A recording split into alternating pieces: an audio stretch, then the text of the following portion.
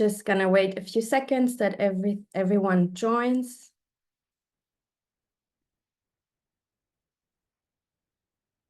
Good morning, thank you for joining. We just wait a few seconds that everyone joins.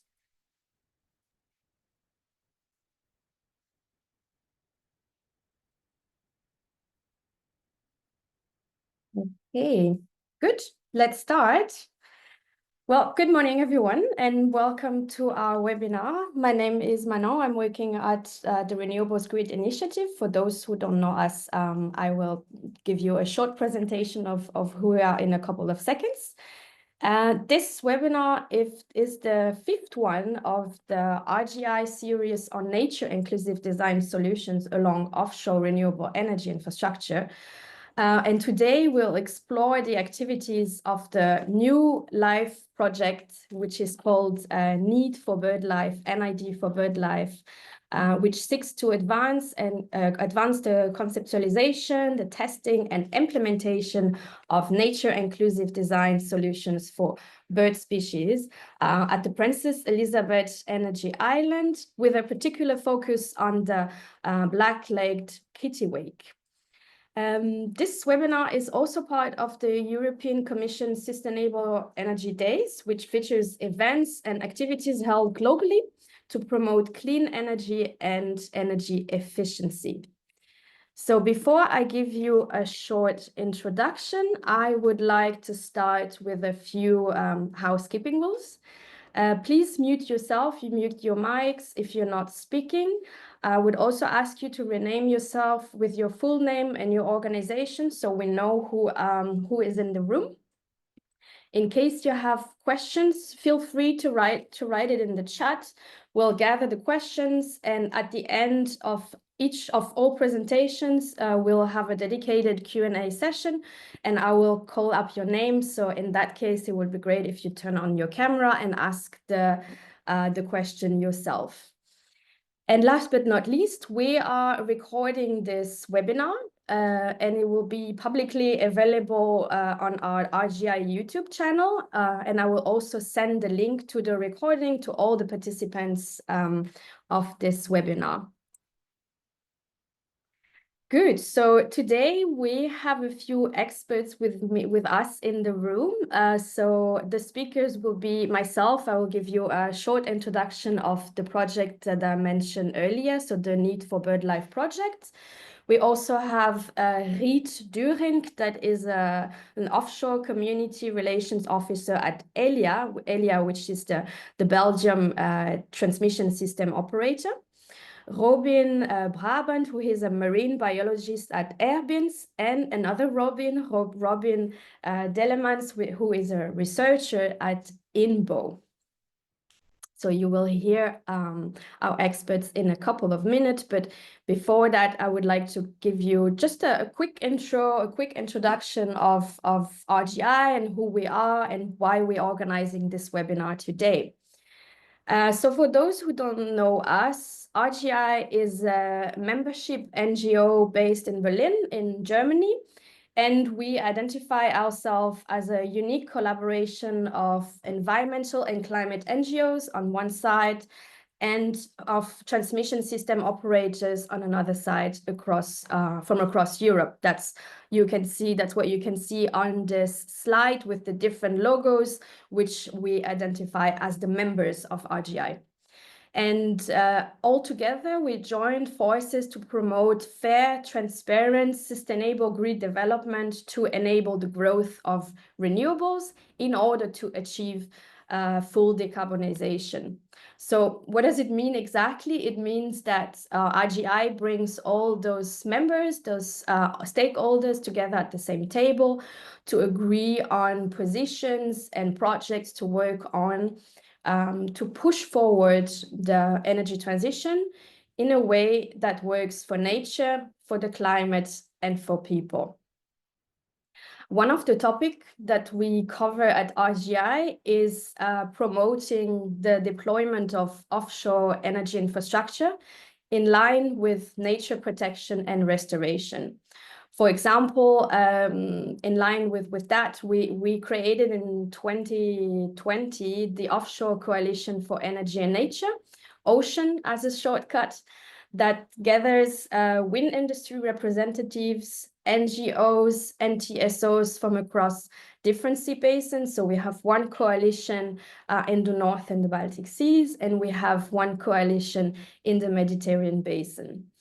But RGI on the topic of offshore energy infrastructure works on other projects, and in line with the objectives that we have, we joined a consortium of this new LIFE project, which is called NID4BirdLIFE.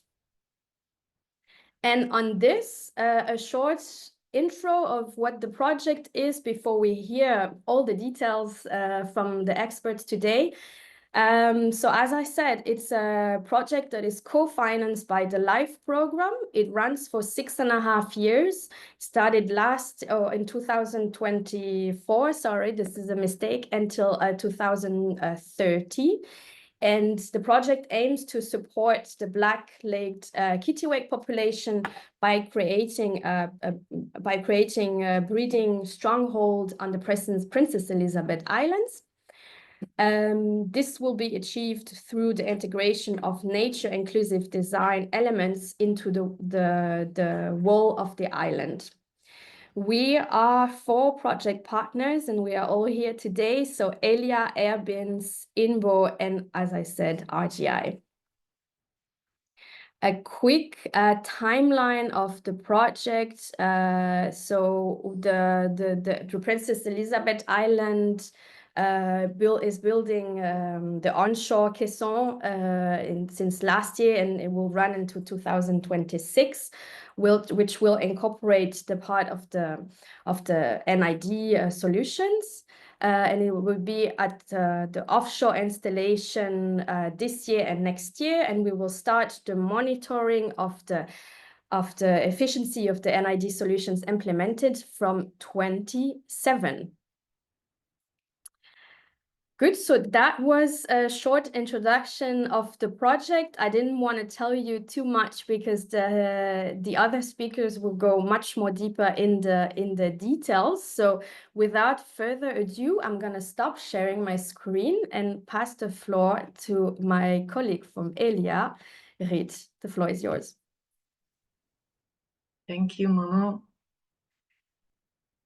First, search for the share button. You did stop sharing already, eh? Okay. Yes. I cannot already find it now. Ah, there it is.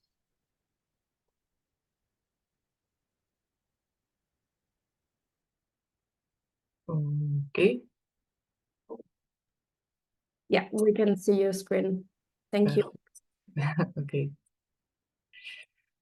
So indeed, let me first start with give a little introduction on the Princess Elisabeth Island project.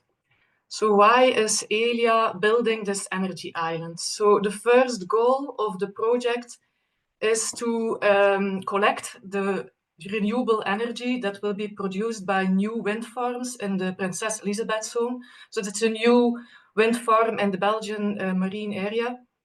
So the energy island, it collects this energy from the wind turbines and then will transport this energy towards the onshore power grid of Elia. So that's the first goal of the energy island. The second goal is to provide connection points for interconnectors with other North Sea countries to easily exchange renewable energy in between North Sea countries. And then how is this island built?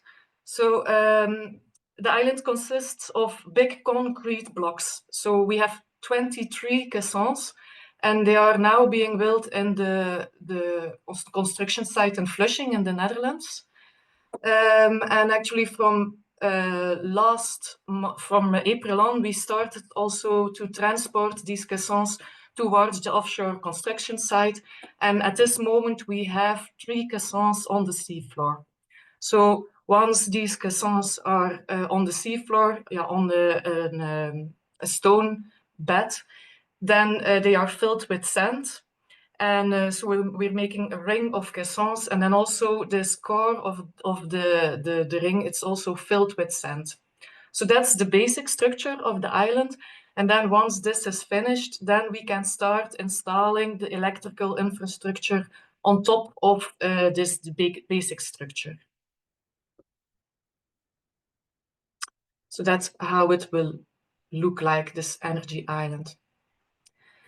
With the design of the island, from the very beginning of the design of the island, we of course have been looking at mitigating measures for negative impacts, but we have also been looking at what potential measures we could also implement to enhance biodiversity around our energy island. So a few years ago, we had several workshops with local marine experts to discuss on potential nature-inclusive design elements to introduce into the island. So what can we do? How should we do that?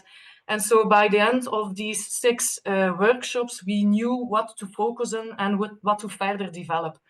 And so here on the left side of the slide, you see how we hope the environment will develop around the energy island by introducing different measures that should create an heterogeneous and complex and interesting habitat, an ecosystem around our energy island.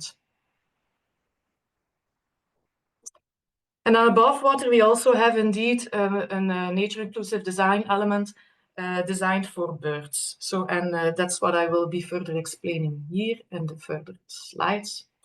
So what species do we focus on? Black-legged Kittiwake, so a small gull species. All around the world, they have declining populations due to climate change and food shortages. So they're vulnerable at the moment.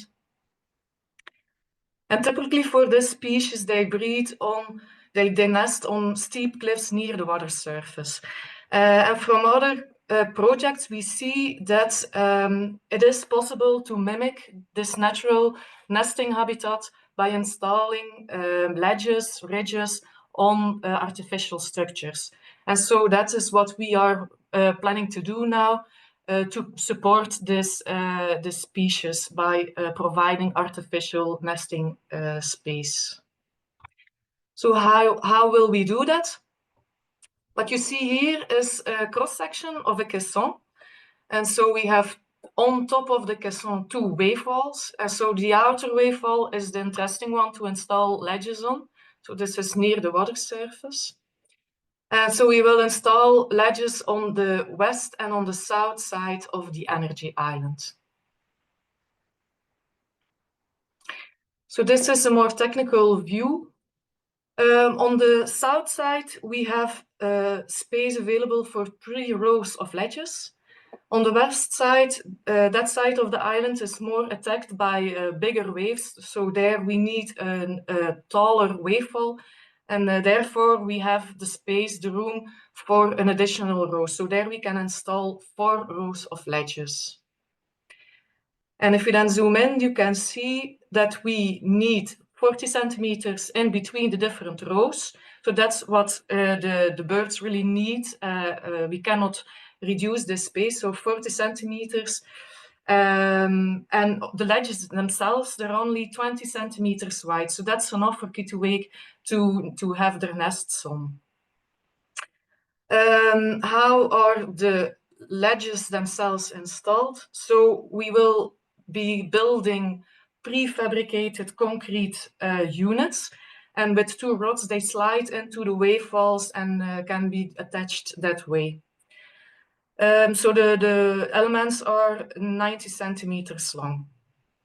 And with all these rows and on the different sides of the island, we will create around 2,000 meters of nesting space for Kittiwake. So what you see here, this is the final design that we are further implementing now. But yeah, this design, that's of course the result of an engineering process, an exercise that really lasted for several years. And so we had to take into account a lot of aspects. We saw during further detailed engineering of the ridges and engineering of the caissons and the wavefalls, and during further investigation of the use of the island itself, that sometimes we needed to alter our design. And so I will give some of examples of considerations that we needed to take into account. So first of all, the position of the ledges on the island. Our first idea was to install ledges on all sides of the energy island. But then we saw on the north side, we have a conflict with a helicopter. So we will have a helideck on this location. And the dominant approach route for this helicopter is through the north. So having ledges on this north side would have an unacceptable high risk for bird strikes. So that's why we decided not to install ledges on this side of the energy island.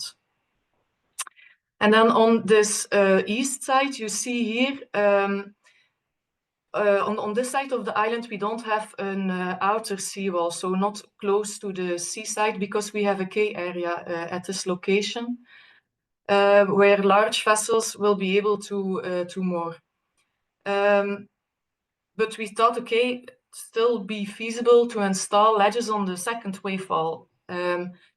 What we saw there then with further design is that the second wavefall will be quite low, and that it would probably be also quite far away from the sea surface. So probably this location would be less favorable for Kittiwake to breed on. And also with a lot of people being working at this area, there is also the risk of species that will be dropped there by the birds, and also bird aggression when they defend their nests. So with all these factors taken into account, we also had to decide not to install ledges on this area. So that's the first consideration. Another one is the position of the ledges on the wavefall.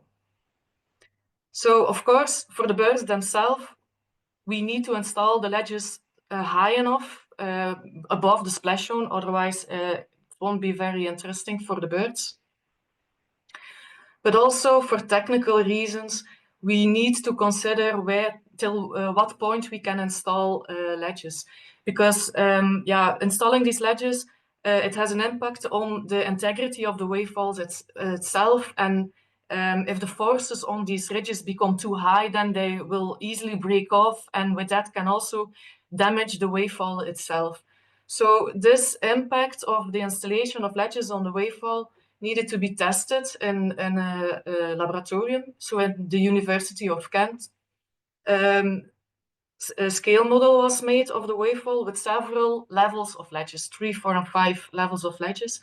And so storm conditions were simulated, and then it was measured what impact these different rows of ledges had on the integrity of the wavefall. And I hope now I can show the film.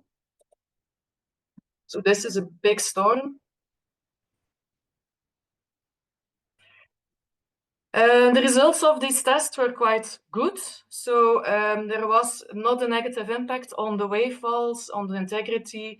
So with all the results of these tests, we could go further with the design of the ledges and where to install different rows.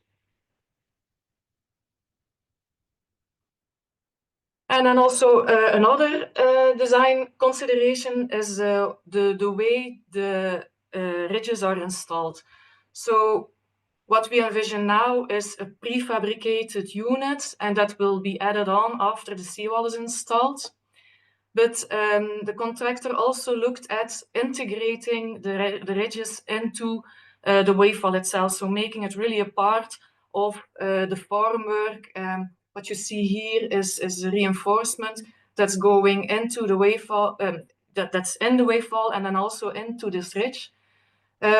The problem with this option is if this ridge breaks off because of weather, storm conditions, whatever, then the internal parts of the wavefall itself could become exposed, and that would really be a problem, could become a problem for the durability of the wavefall for the longer term. So therefore, we didn't choose this option, but we chosen for the prefabricated units because the risk of damaging the wavefall is much, much lower there.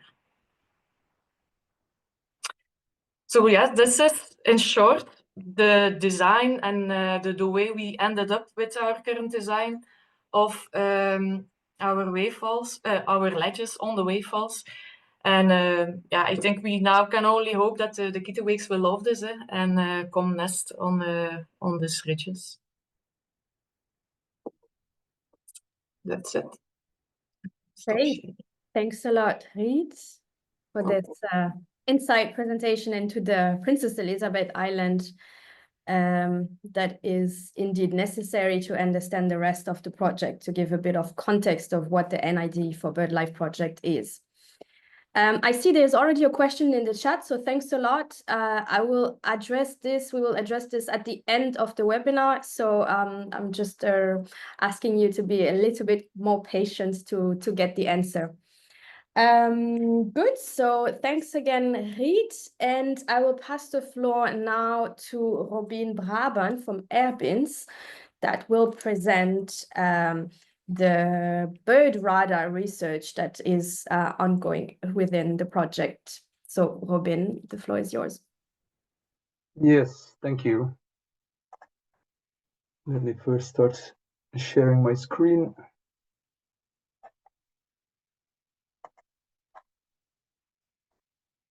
Okay, I hope you can see it. We can see it, thank you. Okay, so yes, my name is Robin Brabant. I'm a marine biologist with the Institute of Natural Sciences in Brussels. And I'm going to talk about more about the project in general and also about the bird radar research that is planned through the course of this project. So some more information on the target species. It was already introduced by Riet. So it's the Black-legged Kittiwake, which is a medium-sized gull species. It feeds on small pelagic fish like sand eel. It's a very important food source, sand eel, not only for kittiwakes, but for many seabirds. But kittiwakes are also feeding on juveniles of herring, sprat, and cod, which they catch close to the surface of the water column. Unfortunately, the population is rapidly declining. That's mainly due to food shortages at the breeding sites. So over 40% decline has been reported over the last 3 generations, which is roughly around 40 years. And from studies, we know that the breeding success is strongly correlated to the sand eel spawning stock biomass, and that also declines in kittiwake breeding success are linked or can be linked to sand eel fishing pressure. That's a situation that is mainly observed in the northern regions of the North Sea and is less pronounced in the southern North Sea. Probably this has to do with alternative prey species which are available in the southern North Sea. Because of this context, it has been classified as a priority species for the EU LIFE program and also as endangered under the EU IUCN Red List. We already learned that it's breeding naturally in colonies on steep cliffs, and it also breeds on offshore artificial structures like oil and gas platforms. For the moment, it's not breeding in Belgium, so it's only a wintering seabird. So it's wintering, a few thousand individuals are wintering each year in Belgian waters. So this whole context of the declining population and the known fact that they are breeding on artificial structures have led to the ultimate goal of the NID4BirdLIFE project, and that is to install these breeding strongholds. I'm not going to repeat the previous presentation, but in the end, we should have a breeding capacity of over 4,000 breeding pairs on the island. And this is the context. So it's within the PEZ area, which is a second area for offshore wind farms. I just want to point out that we already have 9 operational wind farms in Belgian waters. Construction there started already in 2008, and since then we already also have an environmental monitoring program following up the environmental effects of these wind farms on the marine environment. Also interesting to mention is that the wind turbines, the wind turbine size is increasing over time. So new generation wind turbines will be installed in the PEZ, and probably this will be wind turbines between 12 and 22 megawatt turbines. In the first concession area, the biggest turbine there is 9.5 megawatts. So from the environmental monitoring that we have been doing in the first offshore wind farm zone, we know that there are effects from the wind farms on seabirds, and that those effects are species specific. So some bird species don't like the wind farms at all, and they are avoiding them as a whole. This is mainly the case for alcids like guillemots and razorbill, but also northern gannets is avoiding wind farms. Other species might be attracted. Yeah, this is mainly the case for larger gull species. And you can see, because those species have a rather high flying altitude, that they come in conflict with the rotor height of the turbines, and they are at risk of colliding with those structures. For other species that are also attracted, like the cormorants, this is less the case because they have a natural low flying altitude and are staying mainly below the rotor height, and as such, the collision risk for those species is far less. Collision risk is actually something difficult to assess at sea. On land, usually studies can go and do surveys underneath turbines to look for dead birds or dead bats to assess the collision risk. At sea, this is obviously not possible, so we have to rely on collision risk models. Those are mathematical models using input variables on the wind farm, on the one hand, so the number of turbines, the size of the turbines, the rotor speed, and on the other hand, also information about the bird species, the size of the bird, flying altitude, flying speed, the density within the wind farm. And as such, you can estimate the collision risk per species for a certain wind farm.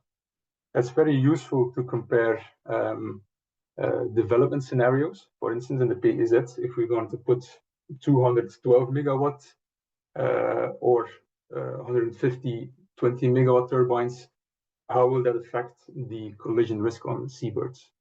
And it's also very useful to identify the species at risk. The downside is that they have a huge variability and a very large uncertainty on the model outcome.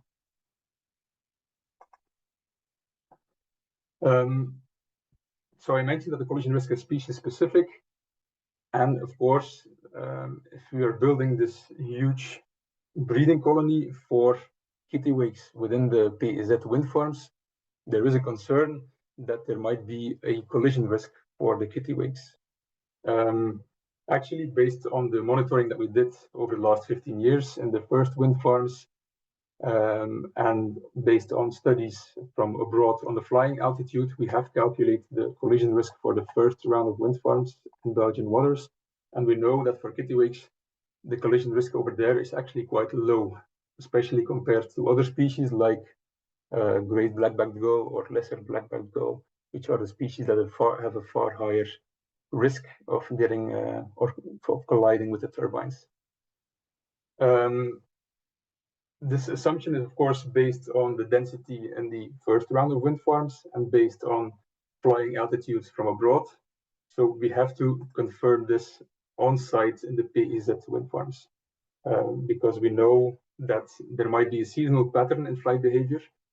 Breeding individuals might behave differently compared to wintering individuals. We know also that there are site-specific differences in flying altitudes, and the wind turbines will have other dimensions. So therefore, we will study the site-specific flight behavior, the site-specific flying altitude and the habitat use by using a dedicated bird radar in combination with visual observation.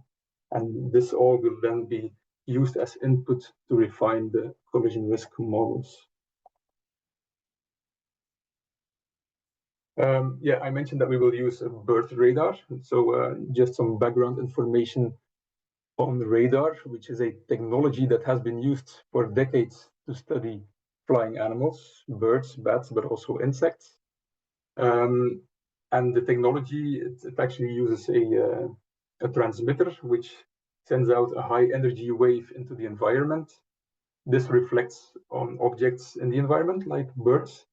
The reflected wave is then received back by the radar, and as such you collect information on the distance of the objects, the speed, the size. So it can be a very useful tool in ecological studies. The main advantages are that you can continuously register bird movements in the area, and this at a large range around the radar, up to several kilometers around, but also several kilometers high of altitude. The downside is that it's not species specific, so you only see a dot on the radar screen, you don't see which bird it is. And another disadvantage is that you also detect objects that you're not interested in. So for us, rain or ships or turbines or waves are not at all interesting. So we need to filter those out from the data set to only keep the birds in the data sets which we are interested in. For the moment, we have quite some experience with bird radars in the offshore wind farm environment, as we have a dual radar system currently in the first round of the first operational wind farms. This is a combined system of a horizontal and a vertical radar. And this includes also a bird detection software algorithm to discriminate birds from other targets. And this is an example of the data you get. So every purple line is a bird or a flock of birds, and the radar location is at the bottom of the picture in the middle, and you can see also on the bottom you can see tiny wind turbines. So this gives you an idea of how high the radar is detecting birds. In this image you can see birds up to almost 2 kilometers. So this is an event of massive songbird migration at sea during autumn. So this is the vertical image that we get now, and this is then the image from the horizontal radar. This is the radar locations at the center of the image, and it scans 360 degrees around the radar. The white objects, the white smears you see are wind turbines. So this is covering an entire wind farm. And the orange tracks are birds migrating to the southwest. So in the system we are using now is not combined. So the vertical and horizontal radar are not combined. So we don't have information on flight paths and flight altitudes from the same system. So this is separated for the moment. With the bird radar study that we're planning to do in the framework of this project, we aim to have a system of the new generation bird radars, which is a 3D system where the data collection of flight paths and flying altitudes are integrated. And with that system, we will continuously study the movement of seabirds around the island, collecting information on their flight altitude and flight patterns.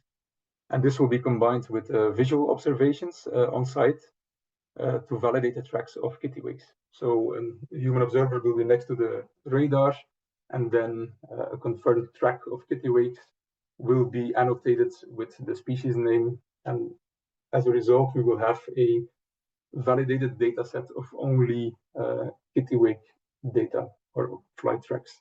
And this will then lead to site-specific flying altitude for the kittiwakes, their site-specific flight behavior, and then this will all be used to improve the collision risk model estimates. based on that outcome, we will assess the collision risk, and the KPI for this project is to keep the mortality by collision lower than 1% of the natural mortality.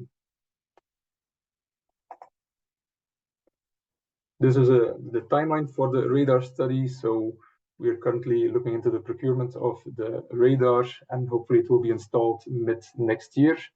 From then on, there will be a testing phase with the bird radar on site, and hopefully we will be ready to start monitoring early 2027, when hopefully the first kittiwakes will nest on the island. This was a brief introduction on the radar research that we're planning to do in the framework of the project. I'm happy to answer any questions at the end of the session, or you can get in contact with me via email. Thank you. Thanks a lot, Robin. And indeed, there is a lot of questions in the chat. Some of them already were answered during your presentation. The first question, for example, from Tom, the motivation to choose to focus on the kittiwake was already answered in your first slide. So that's great. And then we'll keep the other ones for the end of the session.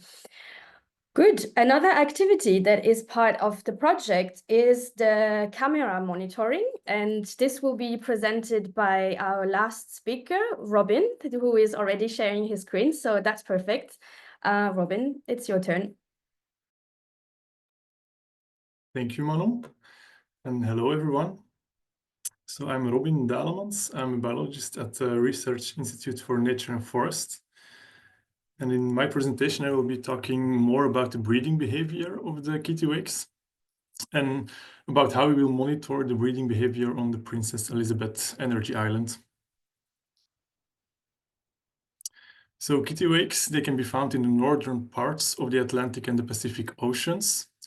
Within Europe, they breed along the North Sea coast, all the way up north into the Arctic and the boreal zones. Towards the south, they have been known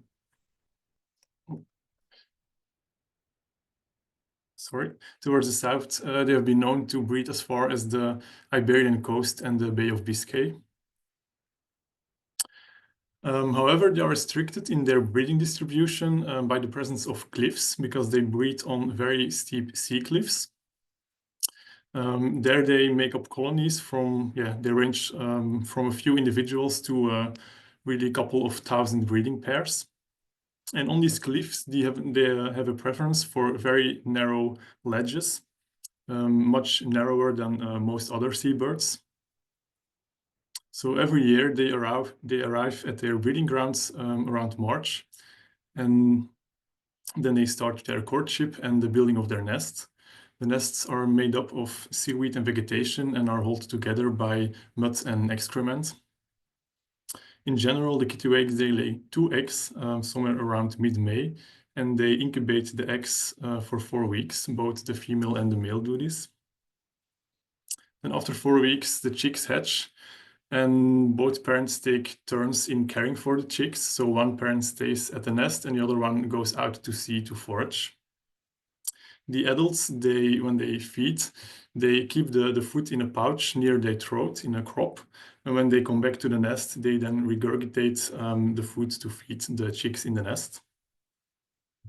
After around 5 weeks, the chicks are ready to fly out. And then after fledging, they spend the first 2 to 3 years of their life at sea. By the age of 3, mostly 4, they are mature and they start breeding themselves as well. However, unlike some other types of seabirds, they do not always return to the colonies where they were raised. Around 11 to 23% of the young birds, they return to a natal colony to breed, but the other ones, they can also settle in other colonies. In general, when they choose to settle in a specific colony, they have a very high site fidelity, so they return year after year to the same nest. Unless their breeding fails, in that case, they might switch between colonies. However, in some cases, their natural breeding environments, they become unfavorable, for instance, due to food shortages. as was already explained before. So in these kind of situations, the kittiwakes, they have proven to be quite flexible in their choice of breeding and nesting sites. For instance, some kittiwakes choose to migrate into cities or towns, and there they can nest on man-made structures. Here you can see examples of nests on rooftops, but they also nest on ledges and windowsills of buildings, as well as on oil and gas platforms, and in some cases even on lamp posts, as you can see on the top left corner. These urban colonies of kittiwakes, they can be quite successful. They often have a comparable or sometimes an even higher breeding success than colonies on natural sites. But however, breeding in such a close proximity to humans and to city life, that can at times be quite challenging for the birds. For example, the breeding birds, they can come in conflict with urban or industrial activities. Sometimes they prefer to nest on older buildings, and when they get scheduled for demolition, compensation measures need to be taken. So that's not always an easy situation. And on the other hand, the kittiwakes themselves, they are not really aggressive. So unlike some other species of gulls, they will not take your food if you come too close to them. But however, they can still be quite noisy, and they can also produce quite large amounts of droppings. So the people that live close to these urban colonies, they are not always happy with the presence of these birds around them. So as a result, over the last decades, several projects have been carried out in which organizations have provided artificial nesting structures for the kittiwakes, either to encourage them to relocate to a more safe or less troublesome location, or sometimes also just to support the local kittiwake populations. In this slide, you can see some examples of artificial nesting supports from various locations across Europe. Here on the top, you can see an example from Kyberg in Norway. So there, artificial nesting ledges were installed on a high building, and they've also been colonized quite easily. On the bottom, you can see an example from Boulogne-sur-Mer. Over there's a quite big urban colony of a little bit more than 2,000 breeding pairs. But unfortunately, in Boulogne-sur-Mer, they are mostly breeding on quite old buildings. And many of these buildings are also being taken down. So to compensate for this, a lot of artificial breeding ledges were installed over there, in total more than 900 meters. And after 5 years, already 700 meters of these breeding ledges were occupied by the kittiwakes. So that shows that the colonization of new artificial breeding sites can go quite fast in some situations. Other examples are, for instance, from Gateshead in UK on the left in this slide. There they were quite creative in installing the artificial ledges. They put them on top of a radio mast. And also in the UK, on the right side, they even have several kittiwake hotels and kittiwake towers, for instance, in Lowestoft. And over there, they installed kittiwake towers and the hotels along the coast and a bit farther at sea for two main reasons. The first reason was to compensate for the development of a nearby wind park, the Hornsea 3 wind farm. And also because they wanted to relocate the birds more from the city centers towards the coast. So these types of projects, the ones you can see over here, but also others, they have taught us quite a lot about the preference of kittiwakes in terms of how they breed on artificial nesting supports. For example, they gave information about the preferred dimensions of the ledges, but also the orientation or the exposure of the ledges. And this brings us to our project. So all this information from earlier projects was incorporated into the design of the kittiwake ledges on the Princess Elisabeth Island. Although that the installation of artificial ledges is not something new, the Princess Elisabeth Island is quite unique and innovative for several reasons. So the first reason is that it will become quite a big nesting opportunity. There will be 2,000 meters of nesting ridges, which could support up to 4,000 breeding pairs, so more or less 2 birds or 2 nests per meter. And on the other hand, it's also located on an offshore renewable energy infrastructure, and in that aspect, it's the first of its kind. So Robin also already mentioned that kittiwakes have not been breeding in Belgium yet. So while all these other projects that I've shown are more centered around relocating birds to more favorable spots or to enhance breeding at a certain colony, the goal of our project is really to provide a new breeding colony, so a new breeding stronghold in a place where no colony was settled before. And of course, we want to know how this will go. So for that reason, we developed a monitoring program around the breeding ledges. The main goal of our monitoring is to investigate the effectiveness of the nature-inclusive design of the island for the kittiwake populations.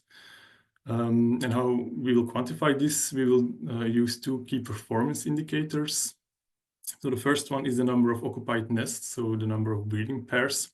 And this will tell us something more about how successful the birds are finding the island and also adapting to this new breeding habitat.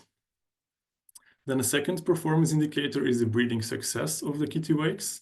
So if they start breeding there, we will have a look at how many fledged young there are per nest and per breeding season. And this will tell us something more about the quality of the local conditions, so both about the quality of the breeding ledges, but also about the food availability in the area. And then additionally, we will also look at, for instance, the phenology of the birds. So when do they arrive at the island, and when do they start laying their first eggs if they decide to nest over there. We will then also look at the behavior in their nest, so the courtship between the male and the female, the incubation of the eggs, and also how frequently they feed their young. We also record nest attendance, so how long they take to forage, which will also be indicative of the food situation in the surroundings. And we also have a look at how long the young stay in their nest before they can fledge. And finally, we'll also look if other non-target species might be present. Some other species might use the ledges to rest on, but we do not really expect other breeding birds because kittiwakes are really breeding on these very narrow ledges, unlike most other seabirds. Then how will we do this monitoring? So there will be 2 high-resolution pen tilt zoom cameras installed on the island. They will be constructed on some sort of beam that extends beyond the wave wall so that it can focus on the breeding ledges from an outside perspective. So the 2 cameras will be facing other parts of the breeding ledges, and 1 camera will be mainly used by us, by the researchers for research activities, and the other camera will be used for a citizen science project. So in this way, we also want to engage the general public in the monitoring of the kittiwakes. We expect that the cameras will provide us with a lot of data, video fragments and images. And to process and analyze all this data, we will use a Agouti software. Here on the left bottom, you can see an example of a user interface that has been made with Agouti software. It can be used to watch images or video fragments and to annotate everything that can be seen on them. So, for example, the species that are present, the number of individuals, but also their behavior. In a similar way, we will use this Agouti software to make the citizen science platform for the NID4BirdLIFE project. So citizens will be able to look at the kittiwakes if they are breeding at breeding ledges. And if they want, they can also annotate everything they see, behavior, or basically anything they want. And in this way, the citizens will be engaged in the monitoring. But on the other side, we will also use this platform to provide some additional information. For example, if specific activities are happening, and the citizens can also use this platform to stay up to date with everything that's happening on and around the island. To further introduce this platform, there will be a citizen science event organized at our institute. It will probably happen somewhere in 2027, right before the start of the breeding season, because at this event we will also organize a workshop. And to all participants, we will then explain how to use the platform, how they can use it to monitor the kittiwakes, and how they can submit their annotations. I have an example of how the camera feed from the island might look like. So here I have a video fragment from a colony in Gateshead in the UK. So in Gateshead, the kittiwakes are breeding on buildings on the quayside of the River Tyne. This video fragment is from the 7th of June, so that's when the gulls are still incubating their eggs. And if you have a close look at the bird in front now, you can see that it's standing up and that 2 eggs are visible. So from time to time, they rearrange their eggs a bit and they check if they're not hatching yet, for example.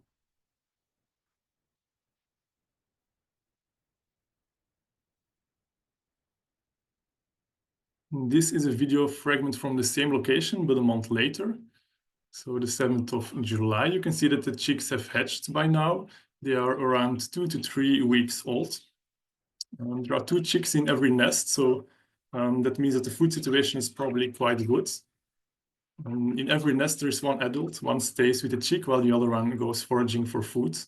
And if you look at the bird in the front, you can also see that it is feeding the young. So the chicks, they are begging for food, and this is a cue for the adults to regurgitate some food from their crop, and the chicks feed on it.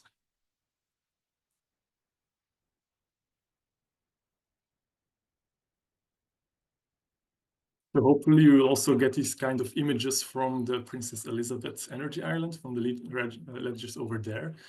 And then we can use these video fragments to see how frequent the chicks are feeding, how fast they're growing, and yeah, just in general to see how it's how their health is going, and in the end also what the breeding success of the colony on the island will be.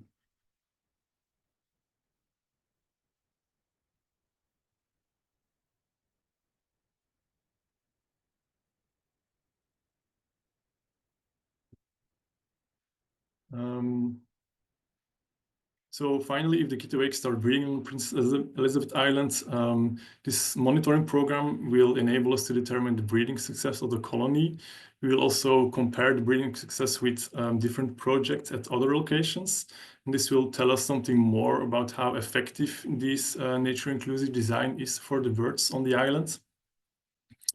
In terms of outputs from the project, we will identify the key lessons that we learned from our monitoring surveys, and then formulate some recommendations for future nature-inclusive design projects. And by the end of the project, we will also put together a best practice manual for bird monitoring on artificial offshore environments. And in this manual, we'll provide detailed information on how to select the right monitoring equipment, for example, and how to establish effective monitoring protocols.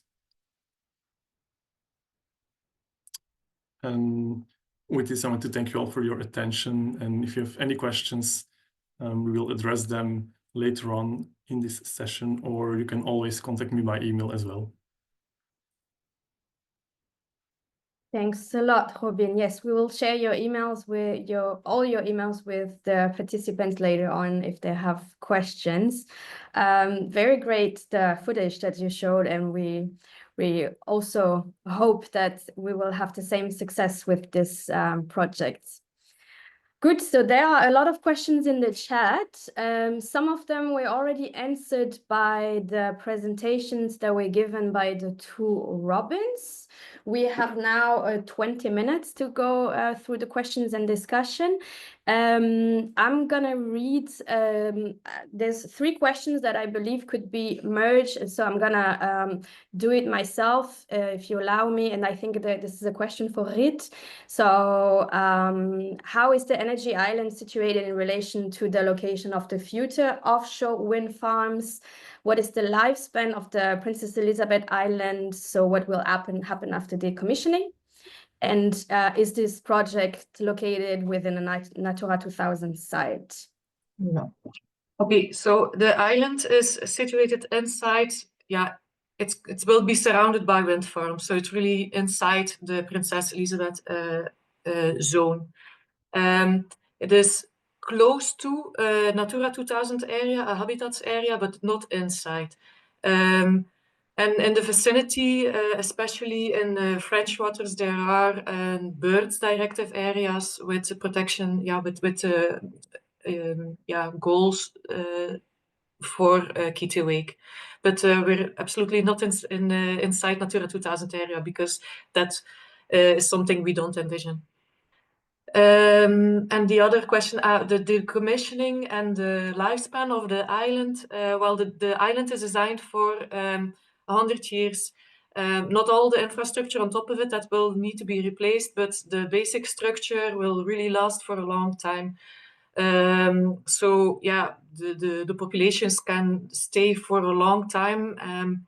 And then, after decommissioning, that's really a long time. And we see in recent years that there has been already a lot of discussion on what to do when structures need to be decommissioned. So at this moment, we don't have a plan because, it's for such a really long-term, discussion that we, at this moment cannot see what will be the vision on decommissioning at that time. But they do have quite some time to colonize and to further develop the colony. Perfect. Thanks a lot, Riet. Now I'll ask our next participant to turn on the camera and ask their questions themselves. So Daniel Mitchell from BirdLife, if you want to ask your question, go ahead. If you're still here, I hope.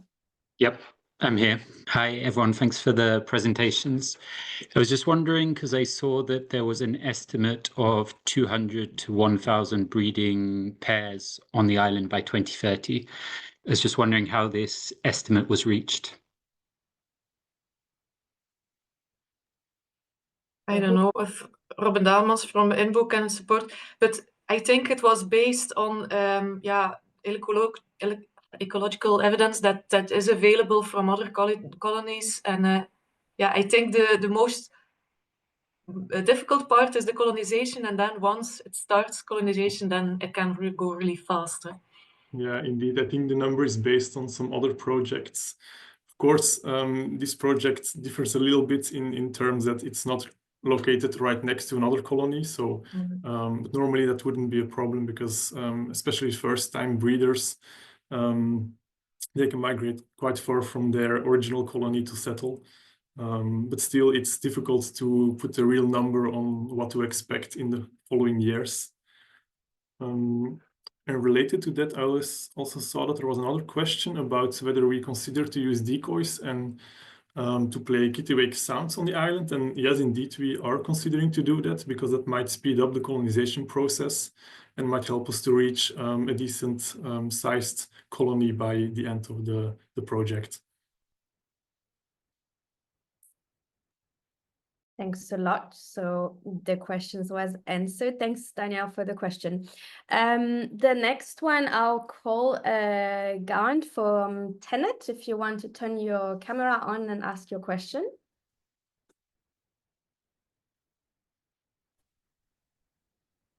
Yes, good afternoon already. I was wondering if the presence of the birds on the island, if that can have negative impacts on your Elia installations, like the converters and transformers, and if so, do you have prevention measures for that? So first of all, it's a really large island. That's the first thing. So at we have different regions, areas on the island, and at different areas we really need to make sure that no birds will be present there. And it's not only Kittiwake, we expect more problems with larger gull species over there. So yes, we will implement a bird deterrent system to avoid all types of birds being present on top, nesting on these structures, or be present and indeed drop a lot of fishes over there. So yes, that's absolutely required. Okay, thanks. Thank you both.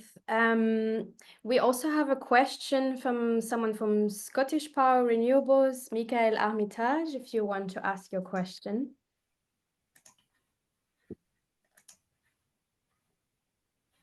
Hi there, can you hear me? Yes, we can hear you. Yeah, sorry, the camera's not working. It was just a question about competition, if there's any danger that this could take away foraging resource for some of the other species that use the area already, because this is introducing potentially quite a large population of a predator to a new area. Yeah, I'm not really sure about it because it's not always very well known how big the fish populations are at different parts in the North Sea. But for instance, for terns that also feed on sand eel, especially sandwich tern, the island is too far located away from their breeding colonies, I think, to really have a real influence on their feeding grounds. So the sandwich terns are mostly breeding, or actually in Belgium only in Zeebrugge. And they fly up to several tens of kilometers to forage, but the island will be even further than that. So I think it's rather a new breeding or feeding ground that will be available for the kittiwakes than feeding ground that is already used by a lot of other birds during the breeding season. Great, thank you. Thank you for the question. I believe we have Tom van der Haaf that asked a few questions, but he just left, if I'm not mistaken. So I still think the questions are relevant. So I'm gonna read them out loud, and the speakers can answer them. So all new offshore wind farms near the Kittiwake colonies in the UK need compensation measures for the mortality caused by the wind turbines. Relatively low mortality is not indicative, as kittiwake are long-lived birds with low reproductive output, and cumulative impact assessment is necessary. Will curtailment be implemented? So that's the first question. Yeah. For the moment, there's no curtailment foreseen in the wind farms. So the 3 environmental permits for the sub-areas have been granted, and for the moment there is no curtailment foreseen. This said, there's an adaptive management structure in place, so if there would be too high of a collision risk for seabirds in general, or for kittiwakes more specifically, those measures can always be adapted if there would be actually a real significant effect, so to say. But that's of course the main concern that I also wanted to address in my presentation, that there would be an unacceptable level of collision risk for the kittiwakes that are breeding on the island, and that's the main goal of the radar follow-up and the visual observations that will be done during the monitoring of the project. So if there would be then an unacceptable level of collision, then we need to see indeed if there's a curtailment of turbines, or certain turbines would be necessary during the breeding season, or if in the all-time worst case scenario that you would have to take down the ledges, for instance. But that's not foreseen from what we know now on the collision risk for kittiwakes. We don't expect that. Thank you, Robin. And the second question from Tom was what nesting material will be provided in UK colonies. The use of plastics in nests led to entanglement and mortality of chicks, ? And seaweed and vegetation is less available offshore. So I think it's two questions in one, maybe for Riet and or whoever wants to answer first.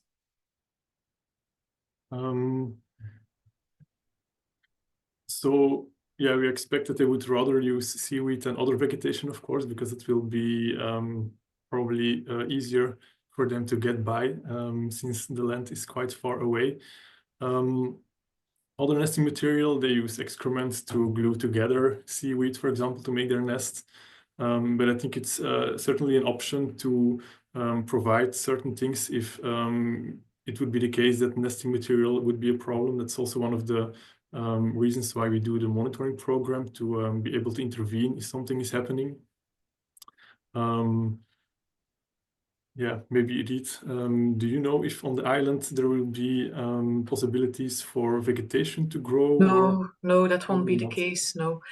There was indeed a question during years ago that we already had, but then other experts then said that they would there would be no issues for the Kittiwakes to find material in the surroundings. So at that point, we didn't further investigate this requirement. Indeed, if we see in monitoring that it's required, then we can explore the options. And on the material that will be used, what nesting material will be provided? But well, that's what we didn't investigate that. We didn't think that something is required to provide. So I don't know at the moment. Okay, great, thank you. So let me go back to the questions from the chat. You can also raise your hand, the people from the audience, if you have a question that was not written in the chat. We have a question from Ricardo van Dick. I'm sorry if I misspell your name. If you're still here in the audience and want to turn on your camera and ask your question. Yes, my camera is on. Can you hear me? Yes, I think we can hear you. Okay, I was wondering why kittiwakes aren't breeding yet near the Belgian coastline, because there are buildings enough very close to the coastline.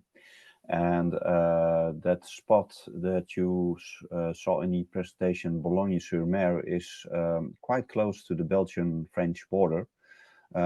So what is it that kittiwakes aren't breeding yet near the Belgian coastline? That's indeed a good question. So naturally they breed on steep cliffs, which of course we do not have in Belgium.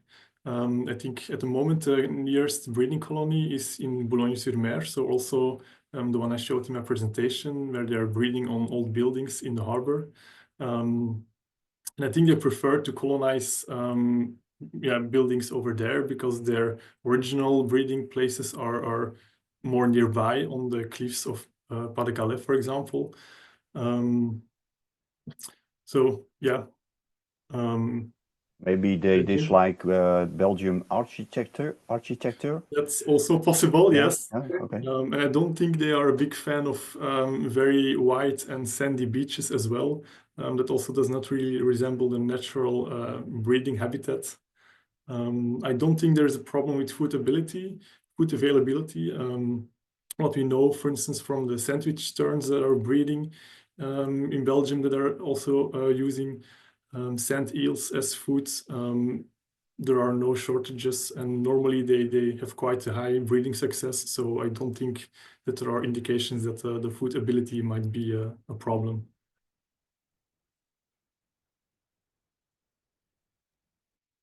Great. Thank you for the question and for the answer, Robin. We have another question from Julia from BSH. If you're still there and want to ask your question yourself. Yes, hello. Can you hear me? Yeah. Okay, great. I'm trying to turn on the camera. Yes. Hi. I was wondering, I think that's a really interesting project, but I was wondering if there are also plans to do nature inclusive design for other bird species and maybe on the wind turbines themselves. Not that I'm aware of. Not on the island for other bird species, but on the turbines, I'm not sure. Okay. Also not on the turbines, no. Okay, thank you. Because of course, we have been looking at options also to for larger gull species, indeed, to provide breeding habitat there. But you easily have more impact on the operations of the island itself, but also the mortality of the larger gull species is due to the wind farms themselves. That's immediately quite much higher, so that's why we haven't been looking at those options further. That was part of the entire NID process that was performed some years ago. So there are quite a lot of things to do, but in this process we really try to see what makes most sense and what do we focus on, because you cannot focus on everything. And so, yeah. Yes, thank you. I do understand. I was just wondering. Yeah, sure. Thank you, Julia, for the question. We have a few minutes left, so I'm going to address one last question from Martin Kirby. If you're still here and want to ask the question. Yep, hi there. I've asked a couple of questions. Was it the most recent one you wanted me to cover around decoys and that sort of thing? This was about the collision risk. Yeah, okay. So obviously there is going to be a collision risk to this colony, and it will be drawing recruits out of the wider environment. And I suppose I was just wondering whether there's a risk that the colony acts as a sort of population sink, that you're drawing birds out of that wider population into an area where they might be experiencing increased mortality, whether you've done any sort of thinking around the population consequences. I don't think this was included in the reasoning of the project proposal, but it's indeed, a concern that is very valid, I think. So, and that will also be part of the main follow-up monitoring of the project. So I think, assessing the collision risk and then seeing if there might be a risk that this would be a negative effect on the wider kittiwake population. Yes, that's a big concern that indeed will be addressed during the research of the project, but I don't have an answer for this at the moment.